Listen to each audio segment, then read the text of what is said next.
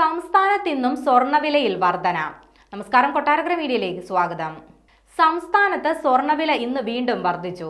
ഇന്ന് 120 രൂപ വർദ്ധിച്ച് ഒരു പവൻ സ്വർണത്തിന്റെ വില 58,288 രൂപയായി. 7,286 രൂപയാണ് 1 ഗ്രാം സ്വർണത്തിന്റെ വില. ഈ മാസത്തിന്റെ തുടക്കത്തിൽ 57,200 രൂപയായിരുന്നു ഒരു പവൻ സ്വർണത്തിന്റെ വില. 10 ദിവസം കൊണ്ട് 1000 രൂപയുടെ വർധനവാണ് ഉണ്ടായിരിക്കുന്നത്. ഈ മാസം 3-ാം തീയതി 58,000-ന് മുകളിലെത്തിയ സ്വർണ്ണവില അടുത്ത ദിവസം 58,000-ൽ താഴെ പോയി.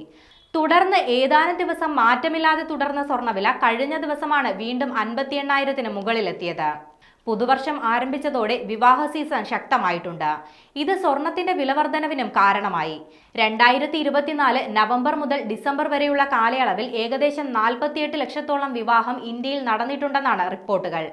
ഇതിനു പുറമെ ഫെഡറൽ നിരക്ക് കുറയ്ക്കൽ, ഇന്ത്യ ഇറക്കുമതി തീരുവ കുറയ്ക്കാനെടുത്ത തീരുമാനം എന്നിവയും വിലവർധനവിന് കാരണമായിട്ടുണ്ട്. ഇതിനു പുറമെ രൂപയുടെ മൂല്യം ഇടിയുന്നതും സ്വർണ്ണവില വർദ്ധിക്കാൻ കാരണമായി. ആഗോളതലത്തിലും സ്വർണ്ണവില വർദ്ധിക്കുന്നുണ്ട്. ലോകത്തെ ഏറ്റവും വലിയ സ്വർണ്ണ ഉപഭോക്താക്കളാണ് ഇന്ത്യ. ഓരോ വർഷവും ടൺ കണക്കിന് സ്വർണമാണ് രാജ്യത്ത് ഇറക്കുമതി ചെയ്യുന്നത്.